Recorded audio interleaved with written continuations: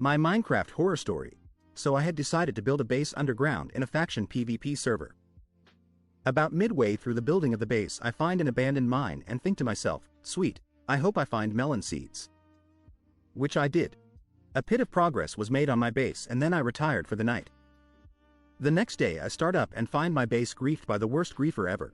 He really just put water in my base and not much at that, mainly because I had claimed all of my base land. Anyway, about a week passes and I'm exploring my abandoned mine when I fall down this really deep hole.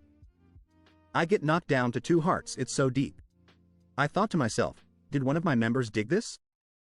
Was it always there and I hadn't noticed it?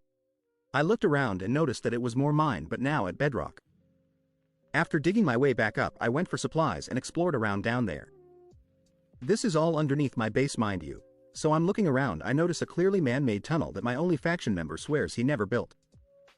I explore it to find an obsidian pool and more cave. There were no water sources in sight. Weeks pass and I'm terrified to go down there, but my faction member convinces me to go since I saw slimes down there and we needed slime balls. Once we get to the man-made tunnel, he stops and jumps back. He swore he saw a name. We sneak forward and eventually I see it too.